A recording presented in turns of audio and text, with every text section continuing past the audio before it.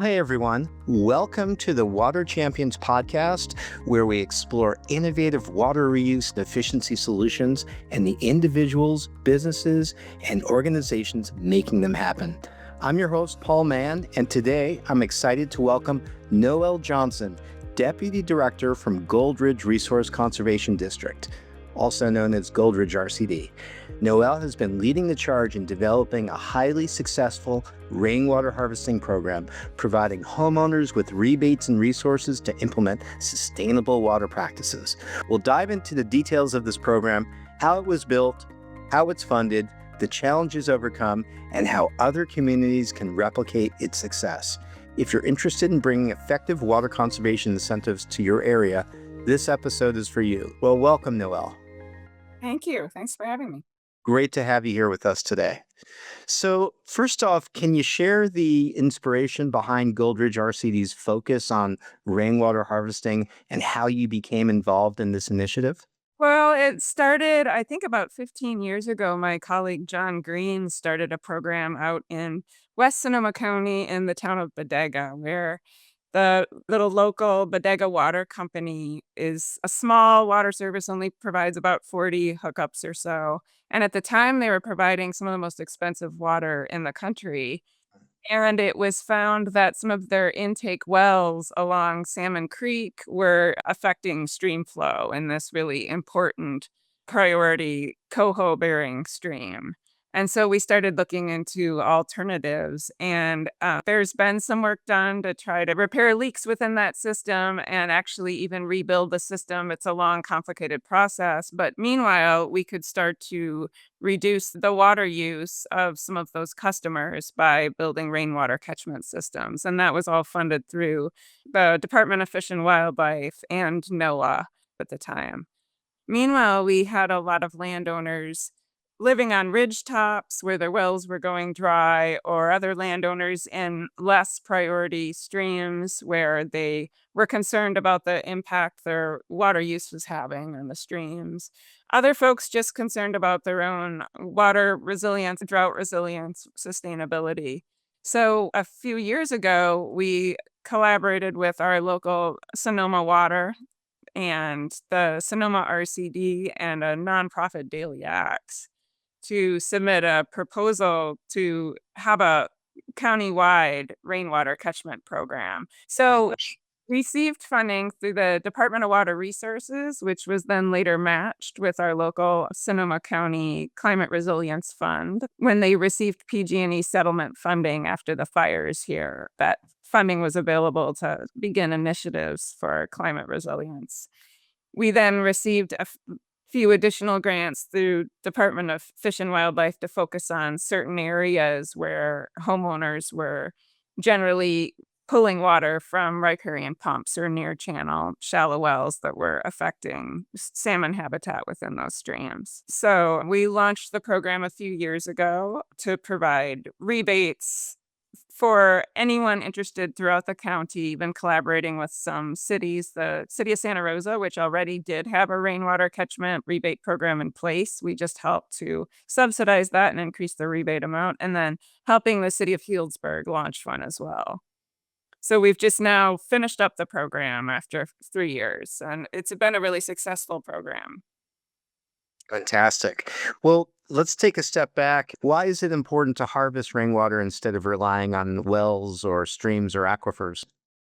Well, as everyone knows, we live in a Mediterranean climate, and so we get all of our rainfall in this really condensed period in the winter, and then things start to go dry in the spring and summer. And with climate change, we're obviously facing more extreme weather events, extreme rainfall events in the winter, longer drought periods in the summer, the whole winters with less than adequate rainfall, a lot of concerns about groundwater depletion and streams going dry, that sort of thing. So it just makes sense. We don't actually have a water scarcity problem around here. It's just a timing issue. We have plenty of rainfall in the winter that we just need more storage. And Sure. getting that storage available at the household level is what's going to create the most climate resilience within our communities. It's true. And we do have the rain, but Sometimes we don't. Can you explain how your work relates to the overall water cycle and why it's crucial for long-term water sustainability? Well, it's allowing households to build really localized storage, capturing winter stormwater off their roofs into tanks that they can then have as storage to then use throughout the summer. And if you build a large enough system, you can actually have that water available throughout the whole summer. It's currently most of those systems are really just for non-potable outdoor use, but it is becoming easier now to actually treat the water to use for potable indoor uses as well. Right. So it can be triple filtered, used for taking showers, washing your hands, maybe even further filtered for drinking. Yeah. It used to not be legal to do that. It now is. It's can sometimes be difficult for folks to permit depending on the county, but it is something that we're going to have to facilitate to allow that to be easier and easier for folks to be able to use. Sure, especially if they're reliant on wells that are running dry. Right. I think a Uh, lot of people during the drought years, they normally rely on water deliveries by the end of summer. I think we're having a hard time even getting their tanks filled. so you're talking about trucked in water? Yeah, people along ridge lines whose wells go dry and they have pressure tanks that normally they fill with their wells, but they had diminished output from those wells and would rely on trucked water. And during the drought periods when everyone around you is relying on trucked water as well, they were struggling to even get enough water for their households. So that proved to be a big incentive. Sure. Well, let's talk about the program, a little bit about the funding and partnerships and policy side of things. So, could you give us an overview of the rainwater harvesting program that you created, and including the types of rebates and services available to homeowners?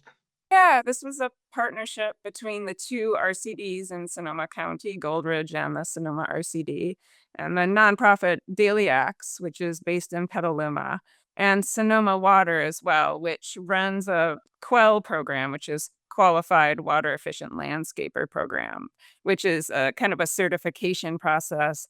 It had up to this point focused on irrigation efficiency, and our program actually helped devise a training program for professional landscapers and other folks to get them certified in rainwater catchment. So that could be another service that their organization could offer. Fantastic. So, you're creating an industry in that process of jobs and opportunity. Right, yeah, and so we launched the program, I believe it was 2001, and offered rebates for anything down to, I think, even 50-gallon systems all the way up to, I think the largest system we rebated was 20,000 gallons. And the rebate was at 50 cents a gallon of water stored up to $5,000. So somebody could maximize the rebate with a 10,000-gallon system, which is enough for a household to water a garden through the summer. And so the $5,000 rebate's a pretty substantial one, but like a 10,000-gallon system, if a homeowner would completely contract that out, generally costs anywhere between like $30 and $50,000 to build. So they're pretty expensive. Mhm.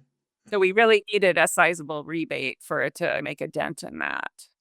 And just to give a sense of what $5,000 means, if you were installing a 5,000 gallon system, certainly that covers probably the tank and Yeah. maybe a little bit more. A tank with delivery, a 5,000-gallon tank is about 5 grand. Yeah. So that's a big, huge chunk. That's amazing. You made it easier for people to join in through installers and also design services. Can you talk about that side of things? People would apply through an online form and we would set them up with at least a feasibility study. A technical expert could go out and meet with them and talk about their system. And we were initially providing designs for folks, but we ran through our design funding really quickly and eventually realized there are certain times when that does make sense to move forward with providing design assistance. But I think if we were to move into another phase of the program, we'd probably not provide that, especially now that we've trained all of these contractors to help with the service. A better approach was to just do that initial site visit, provide some overall feasibility, help people out with the basics of it, and then they could move forward with a contractor. If you want to get solar on your roof, you could probably make a call and get a half a dozen quotes within the week. And you can't do that with water, not today. And so one of the things that you did that I think is so great is you provided a list of, I don't know, a dozen or more installers so that people could call them, get a few estimates, and then have more confidence to move forward with the system.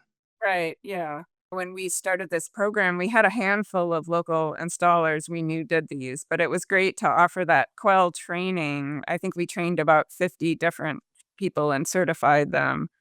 And so now we have this big list of local companies that offer design services and installation services as well. Fantastic. And then, so you mentioned the $5,000 rebate. You have an even bigger program that you had available for people who are living on Salmon Creek. Right. Yeah, and so those people not only got a $5,000 rebate covering cost of materials, but were given up to 2 free 5,000-gallon tanks as well. So that was available to folks who had riparian pumps, near channel wells, or were on the Bodega Water Company system. And so basically they had water use that was having a negative impact on stream flow. And that funding, like I said, was provided through the Department of Fish and Wildlife. And that program's still going. We still do have that funding in place. What a phenomenal and important incentive that is. I assume that the money you were granted didn't just fall in your lap. How did Goldridge RCD secure funding for the rebates and the resources that were offered?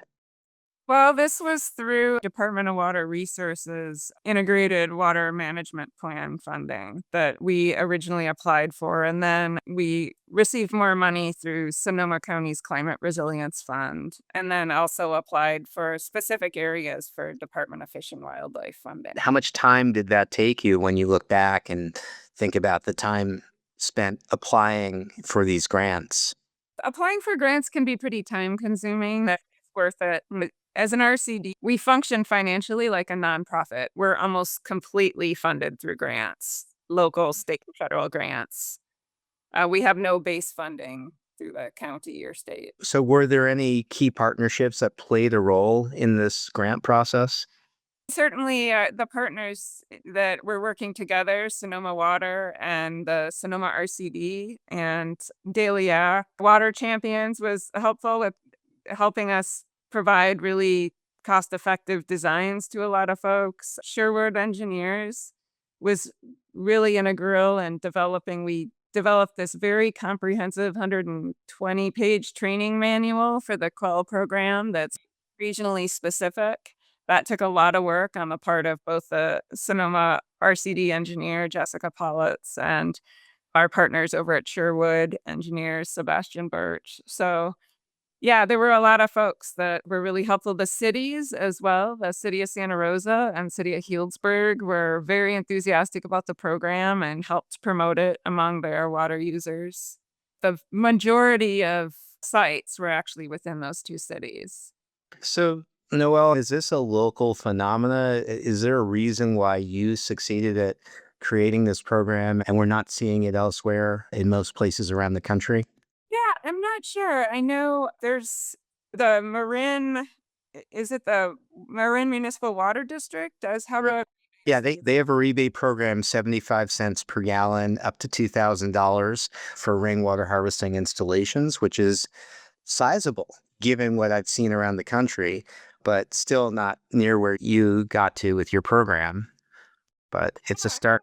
Sure. I think it's something that we had some drought years where people got really concerned about their drought resilience and water security. And then we've had a few good rain years. So, but I suspect rainwater catchment and looking at really localized water storage is going to become more and more prevalent for a lot of different reasons. We all unthinkingly turn on our taps and not realizing we're reliant on all of this infrastructure and all of this functioning for our most basic need. And I think there's going to be a greater and greater sense as we're hit with more climate disasters and more uncertainty in our future that people are going to want that more localized resilience. Just properties. I would recommend to anyone to have water storage, even if it's a 50-gallon drum that you have mosquito exclusion on, sitting there over the summer stagnant. At least you're going to be able to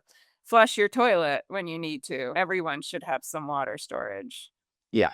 And the area that you service is a lot of wine and agriculture in that area. Are you seeing those areas affected by wells going dry or running low, or is this an issue in those areas yet? I think it probably is. Vineyard owners tend to have the deepest pockets and they can dig the deepest straws. So there's also a lot of overall, I would say wine grape production it's from Mediterranean climates. It's a this area. A lot of vineyards are dry farmed and work to minimize their water use. They have a lot of effort to get, if they do have irrigation and frost protection, to get that very efficient. So, and we have done some larger scale agricultural rainwater catchment sites. We did I think it's 1.3 million gallon pond out on a dairy out at Salmon Creek. Fantastic. Large steel tanks, like 100,000 gallon steel tanks to provide water source on farms and some of the like children's camps as well. We have a really big project going on right now out at Mount Gilead Camp and Conference Center. That component was led by my colleagues John Green and now our project manager Will Spangler as well are doing some of those larger grant funded projects. But we also needed something. We were getting a lot of calls from other people that were outside of these grant programs interested in rainwater catchment. So it's been great to be able to provide a program that is actually county-wide and we have something for everybody. Yeah, and in our area, I believe something like 80% of the water is used by agriculture and large business. So it's great to hear that you're extending water conservation to those sectors as well. Yeah. It's wonderful. So, Noel, have there been any policy changes at the local or state level that have supported or hindered your efforts in the recent years? Well, I think there was a real struggle at first to even get rainwater catchment legal, and is my understanding. And now, like I said, getting it permittable for indoor water use has been a big step. I think in Sonoma County, my understanding is there's still a lot of hurdles to doing that, but that is something we're interested in working with the county to address to make that easier. Sure. Well, let's talk about implementation and homeowner engagement. So, first off, how did you promote the program to ensure that you got community participation, and what strategies did you find were most effective? Well, initially we relied on our partner Daily Acts. They have a really strong presence with homeowners interested in doing all the things, all the sustainable gardening things. And they had been for years hosting trainings and webinars for 50-gallon drums that can be connected to each other. They're really great for DIY system. You can only get so much storage doing that. And so they did have a lot of folks interested in being able to install larger systems than that. So they initially launched the webinar introducing the program, and it was by far like the most well attended webinar that they'd ever had. It was just hundreds of people signed up for the webinar. So that was great. We got this huge flood of applicants right after that, and we were immediately like overwhelmed. Wow. So, Um, so they had this existing list of people, and they were able to broadcast to that list all about this program. Yeah, they have a very strong outreach program, a large network, county and otherwise. So that was really helpful in drumming up a lot of interest right away. And then, like I said, the cities as well with their water customers they have a lot of communication going on with their water customers. So that was a great way to promote it. That was through the water municipalities of the cities. Yeah, yeah. And then RCDs, we have our own network of all the rural residential landowners that we work with. So it definitely wasn't a problem getting the word out and getting a lot of interest in the program. Initially, the problem was being able to respond effectively to the interest that we did have. Given that we had offered technical assistance, we had to keep up with the demand for a while. Interesting. So sounds like you got a lot of immediate demand. How did they respond to the rainwater harvesting system, these homeowners? What factors contributed to their participation or lack of it? Depended. We had a lot of folks who, like I said, were maybe suffering from some water insecurity during drought years, having to get water delivered. Other folks just had been hit with some water use restrictions during the droughts. Certain areas were given restrictions from the Department of Fish and Wildlife of how much water they could use, and they were concerned about that. Other folks are the kind of people that want to do all the things to get themselves set up for an uncertain future and minimize their impact and look at all the resources they use and try to determine how they can be more self-sufficient. Uh-huh. So it sounds like if you went through daily acts and these folks on their list were already doing things for conservation, they were, quote, the low hanging fruit of people who would probably adopt a program like this. Have you had any interaction with people who believe less in conservation, where you tried to explain the program benefits, maybe even give them the discounts or the free tanks and have them respond that they just simply don't want it? And if so, why? Well, it's expensive putting in a sizable system that's really gonna make a dent in your water use. Like I said, it's like 30 to $50,000 to install. So even with the rebate, you really have to do the math on that. And one direction we'd like the program to go in the future is to be able to offer more water management strategies, because some people really honed in on rainwater catchment, but logistically, it was just very expensive for them to install even a very small system. Just having an irrigation specialist come to their property and look at their landscaping irrigation and make recommendations or improvements to that would have provided much more water savings than a rainwater catchment system. So it'd be nice to offer a larger variety of options for them. Right. And that goes back to maybe the importance of that first assessment that your folks would do and determine whether that homeowner is a good candidate for rainwater harvesting or maybe something else, like you said, water efficiency devices or gray water recycling or something else that they might use instead. Right, yeah. So we would like a more comprehensive program for our next phase. Interesting. So, does Goldridge RCD provide technical support to homeowners during the installation of these programs, or is it left to the installers, or how does that work? Well, it wasn't just us because we were also working with Sonoma RCD and Daily X. And Daily X tended to take the smaller scale systems. They have more experience with that. And RCD staff would provide some technical assistance, or the contractors people were working with. We were able to provide a little help when people needed it. But for the most part, I feel like once applicants got hooked up with a particular contractor and were interested in moving forward, they didn't need our help so much. Contractors really were able to provide that for them. Right. So, maybe you were answering some of their initial questions before meeting them on site so that they could understand the program and what the benefits were. Yeah, and for the smaller DIY systems, there definitely was a lot of site visits, and people would call and have their phone video going and show our technical folks. Right. Well, first of all, you have a website which explained the program. You had an intake form that the homeowner would complete so you could assess whether or not they're eligible. And then there was a basis then for a good conversation. Yeah, yeah. Let's talk about the program impact and the lessons learned. So, Noel, what measurable outcomes or successes have resulted from the program? How has it benefited homeowners and the broader community? Well, we were able to rebate 107 systems totaling over 350,000 gallons. And that's ranged from 100 gallons was the smallest up to 20,000 gallons. So there was a pretty broad range in there. We were able to train over 50 different contractors or other professionals interested in getting the Quell certification.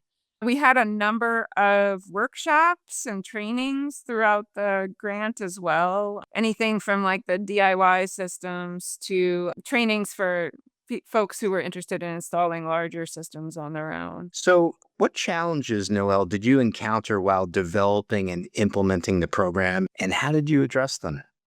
Well, I would say one of the biggest challenges is not being set up logistically to deal with that many sites and that many applicants. Generally, for RCD managed projects, we might have like 10 different landowners we're working with at once. Well, this ended up being well over 100. That's a lot of communication. And we weren't necessarily set up from the beginning to deal with that. RCDs have since launched a different rebate program, an incentives program for defensible space. And my colleague, Adriana, actually has been working with a tech firm that has a software program, particularly for managing defensible space rebates.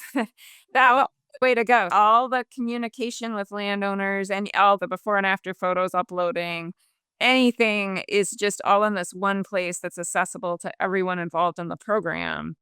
So, while preserving privacy as well, but that would be a lot easier than my Outlook inbox of 10,000 different emails. It wasn't a program I could ever hand off to anyone because it just ultimately was too much minutia to deal with. So, structuring it from the beginning to really think about, okay, you're gonna have this mass communication going on, and how do you organize that so everybody's aware of what's been said and what's been promised, and timelines for rebates is all very clear. You're earmarking funds for someone moving into construction, that's all someplace accessible. It's not just something you've said or wrote in an email somewhere, so I think that was initially a big complication. A second one is that Goldridge was handling the large system rebates. Daily X was handling the smaller systems under 5,000 gallons. Neither organization was really set up to cut a bunch of little checks. Administratively, we weren't set up very able to do that. And so I think finding a fiscal sponsor that is just financially able to just cut checks quickly would have been a good idea. So we would definitely want to do that for another round. Yeah, great point. I'm hearing there's so many things you have to manage. You need a good customer relationship management CRM system that's going to help you at every phase of the process. And I would guess a lot of people underestimate what's involved there. It's hard enough getting the grants and getting the money in the door, and then you have to manage all of the disbursement of it and make the program work. So there's a lot there. So, just wrapping up in this area, reflecting on your experience, what key lessons have you learned that could benefit others in the field? I would say one of them, like I said, would be to have a more diverse, comprehensive program. Helpful being able to offer rebates or other types of assistance for other practices in concert with the rainwater catchment system, like irrigation efficiencies, rain garden construction, gray water installation. Being able to offer a suite of practices when you go somewhere would be most beneficial to most people, I think.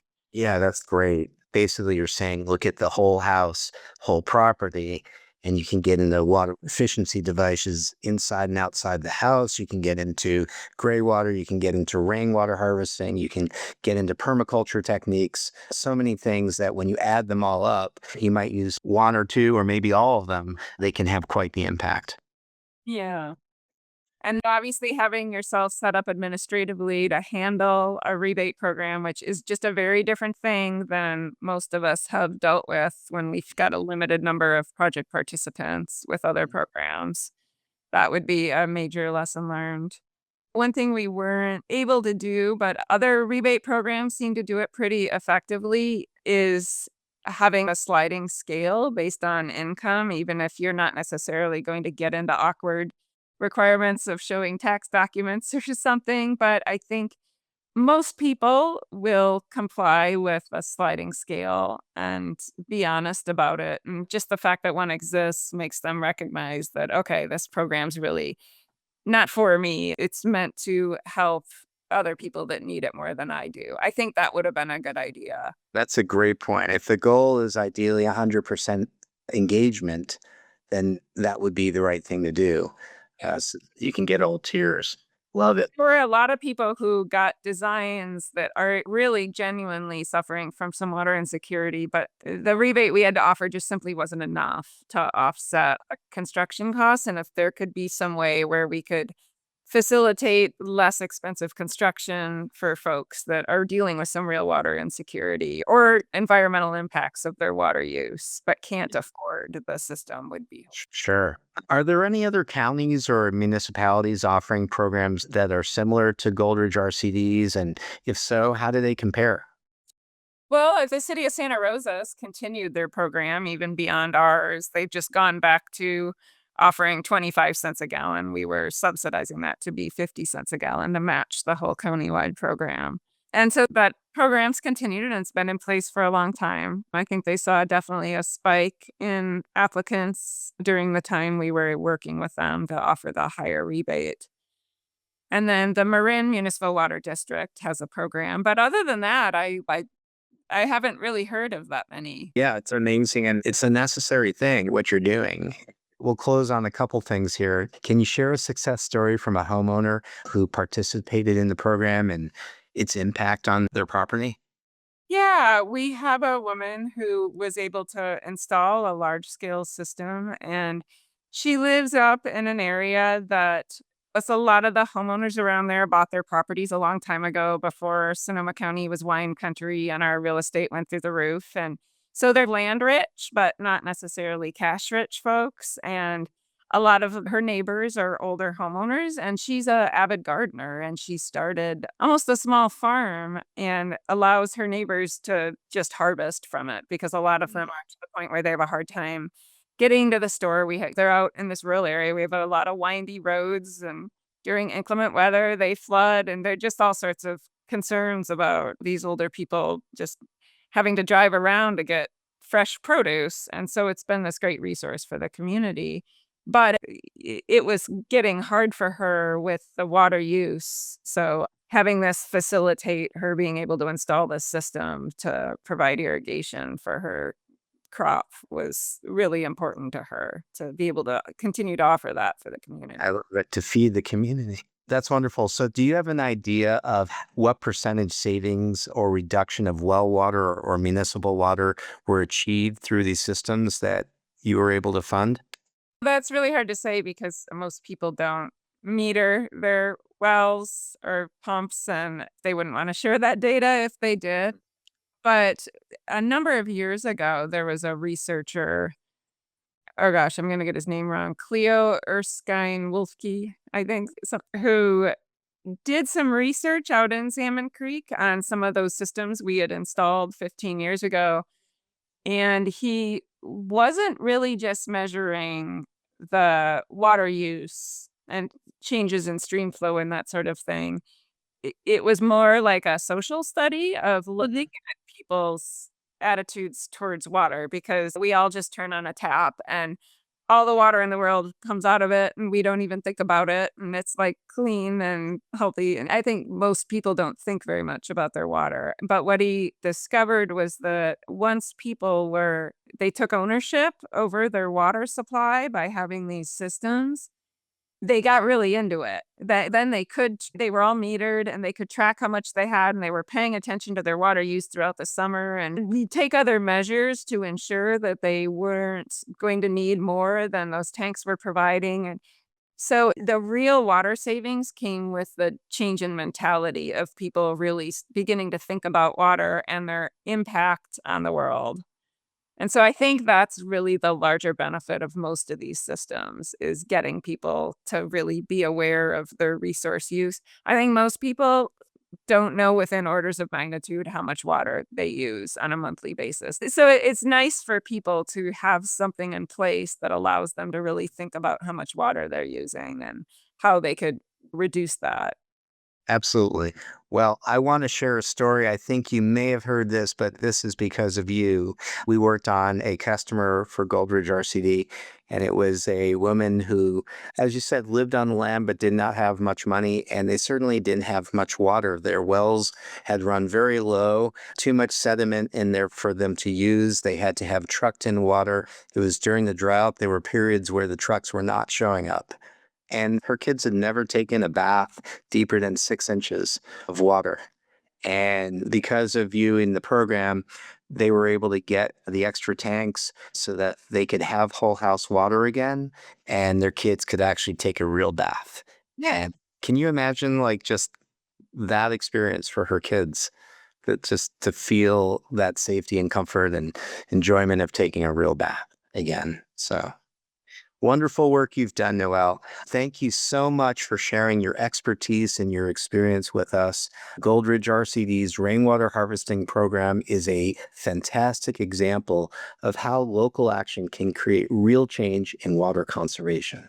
For our listeners, if you're inspired to bring a similar program to your community, remember that funding, collaboration, and education are key. So let's keep working towards smarter water solutions together. Stay tuned for more conversations on sustainable water practices in our upcoming episodes. Thanks so much for listening. Hey, thanks for watching. Our water future depends on action, and we all need to be water champions. Visit waterchampions.com to explore cutting-edge water reuse and efficiency solutions for your home or business. Learn how you can implement these solutions through online courses available at renovaacademy.com, and please drop your comments below, like, share, and subscribe to help spread the word. Thank you.